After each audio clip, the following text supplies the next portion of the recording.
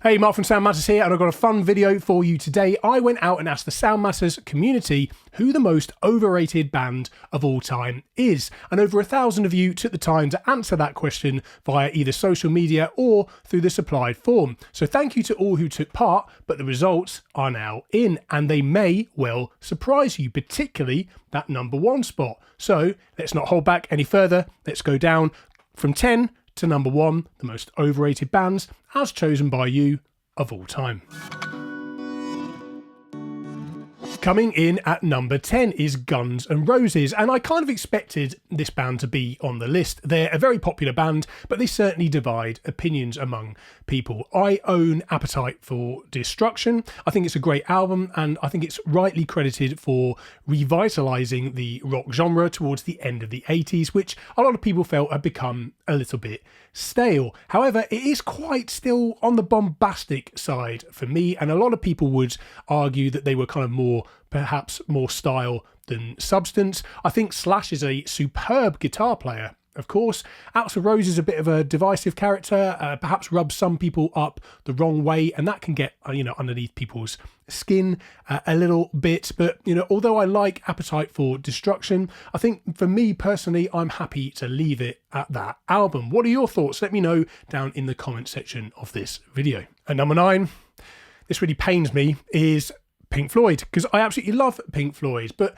is this a progressive rock thing? Perhaps. I mean, I know Dark Side of the Moon and Pink Floyd, well, Dark Side of the Moon particularly, but Pink Floyd are more on the accessible side of the scale of progressive rock. But I don't deny that there will always be a certain amount of people who just don't want the pretense of it all. I get that. I think it's impossible to deny the impact of something like Dark Side of the Moon on the direction of popular music, particularly rock music. But there perhaps I can see how some people might get a bit tired of the whole kind of obsessive cult status of an album like something like particularly Dark Side of the Moon, and its kind of fashion accessory element to it as well.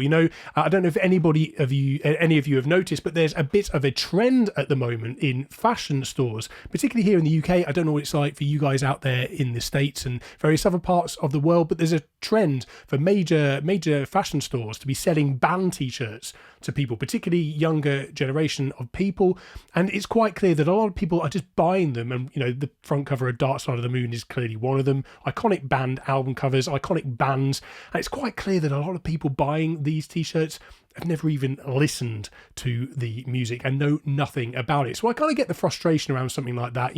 As well, Dark Side of the Moon was frequently one of the biggest selling vinyl records of the year ever since the vinyl revival kind of took off. And sometimes when something gets so popular like that and becomes a bit of a fashion accessory, people start to get a little bit tiresome of it, and then perhaps that drives people to vote them as overrated. Let me know your thoughts down in the comment section. In at number 8 is Led Zeppelin, pioneers of heavy rock, and undoubtedly, I think, essential to the development of guitar-based music towards styles like heavy metal. Such an essential band. So why are they in this list? Well, songs like Stairway to Heaven are undoubtedly, as much as I love it, it's undoubtedly overplayed, so much so that it is infamously banned across many guitar stores all across the globe from being demoed on new guitars in their stores. Maybe this is just a kind of fatigue thing. Let me know what you think. At number 7 is Nirvana. If you're starting to feel like this sounds like a list of your favourite bands, you're probably not alone. But is this a generational thing? I mean, my dad never got Nirvana. He dismissed most of it as just pure noise, though he did recognise the success and the importance of a song like Smells Like Teen Spirit with the direction of music. Because the thing about Nirvana is they're credited as being a pivotal moment within musical history in terms of the direction of guitar-based music, going from the 80s into the 90s, perhaps blowing away a lot of that stale hair metal stuff from that particular time of music and shifting the direction in a completely different direction for the next 10 to 15 years. I think this is undeniably true, which makes them a very influential band. But perhaps this goes some way to explaining the generational element. Is this a generational thing? Let me know what you think. In at number 6, and it's Oasis, and you guys are kidding me. What's the Story Morning Glory was the first album that I ever bought, which perhaps reveals my age to a certain degree. But I will say that Oasis are just one of those bands I think that Americans in particular just don't get. You know, there's a particular type of brand of Britishness about it, and I think least of all do they get Liam Gallagher. You know, I think there's something that's lost in translation there. The whole Britpop scene as a whole was a very strong reflection of the UK and the way it was at the time, but maybe there's just something about the arrogance and the delivery of Oasis that didn't sit very well with an American audience or even a Canadian audience for that matter. They are, of course, as well, often accused of borrowing very heavily from the past, particularly from previous British bands. And, you know, although perhaps not so subtly at times they did an element of this, I don't know, bands have always kind of borrowed good ideas from their heroes and made them their own. So I've never really had too much of a problem with this. I can agree, though, that, you know, they really did fail to deliver or find the success of their first 2 albums in particular. And you could argue that maybe they should have, after Nebworth 96, those 2 massive shows that they did, they might have preserved their legacy better by just going off into the distance, into the sunset, with a puff of smoke after those 2 massive shows when they were at the absolute top of their game.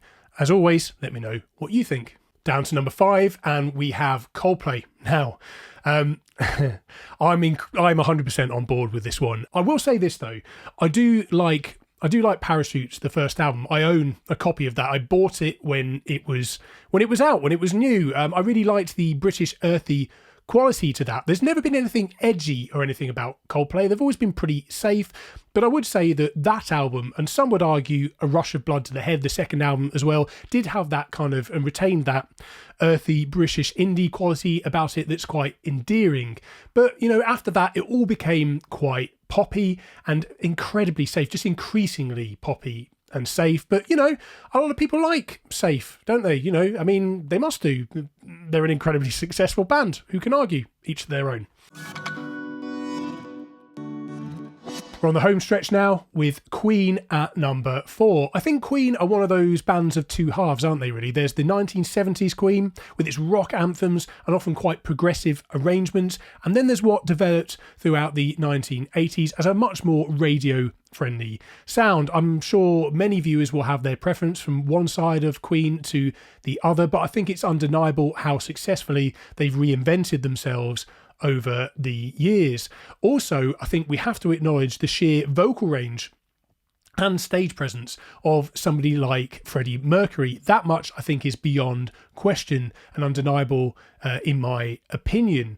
I wonder how many voters are perhaps motivated by a preference of one Queen over the other, maybe a dislike of the commercialisation of Queen and the popularity that they had throughout the 1980s, or maybe even on the other side, a fatigue of the whole kind of classic rock side of things and a song like Bohemian Rhapsody, which is perhaps second only to something like Stairway to Heaven in terms of its cliche as a rock classic. Groundbreaking and very, very highly influential. I don't think we can deny that, but, you know, each to their own.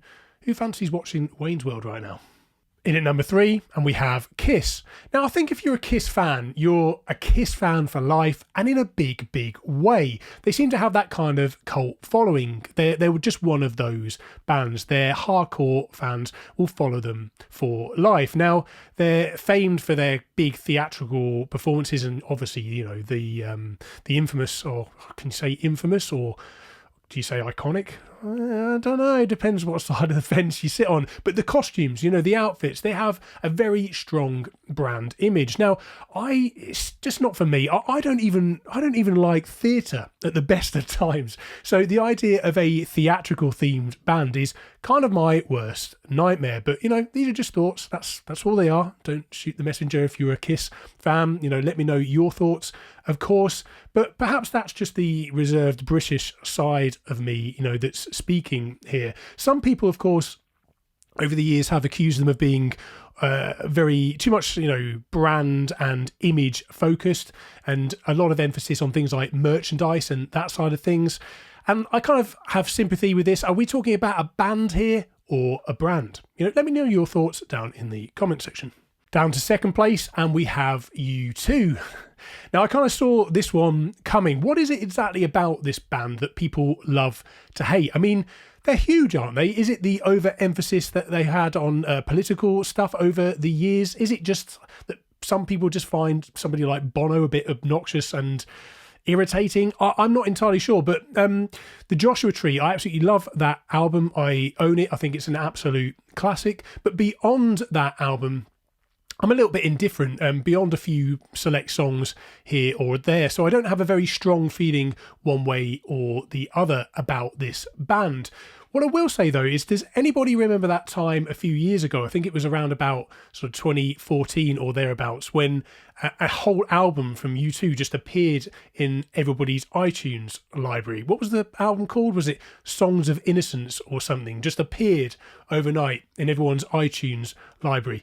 A little bit obnoxious, wouldn't you say? But maybe that's what it is. Maybe, perhaps, people just haven't forgiven Bono for the free music. Or perhaps it's more the fault of the Edge and his signature guitar sound. Has anybody seen that live performed sketch by the comedian Bill Bailey where he takes the mickey out of this? If you haven't seen it, check it out in the description. I'll put a link there.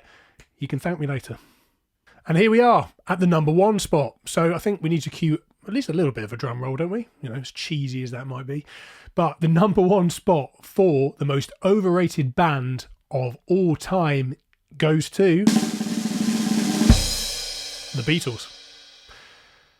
I mean, wow. I half expected the Beatles to be on this list, but I didn't expect them to crash in at number one. What's more is I didn't expect them to come in at such high numbers. They took up over 10% of the vote, which is absolutely huge. I just personally can't get on board with this. Obviously, I appreciate each to their own, but I think you have to take the Beatles in context with their time. I mean, as well, a band that's still setting records 70 years after their debut album, they can't possibly be overrated, can they? I don't know. Let me know your thoughts down in the comments. But I think the Beatles will rightly be remembered in musical history for revolutionising the direction of both musical style and also musical production. They had such a huge impact both musically, production-wise, and also culturally. They were hugely significant as well. But I guess as something gets as big as the Beatles, there will always be an element of fatigue that kind of comes into this, which is a bit of a theme, I think, of this entire list. The bigger you get, the more people get fatigued and bored, and they just love to hate you, or, they just feel that perhaps they're good, but their presence is higher than perhaps their achievements might be in their view. But a lot of this comes down to opinion, and I think it is important as well to put things into context of their time, because if you listen to a lot of Beatles stuff now, when we don't have the context of everything before it and what's come afterwards, if we just listen in the now with everything in front of us, perhaps it's harder to see just how much of an impact and how important they were at that particular moment. But if you are in the team anti-Beatles camp, I'd love to hear what your thoughts were behind voting for the Beatles, and of course the Beatles catalogue varies very differently from the early Beatles to the latter stuff that they did, so perhaps that influences your decision as well. I'm really keen to find out what it was that drove so many of you to vote for the Beatles in such high numbers, to the point where they comfortably came ahead of U2.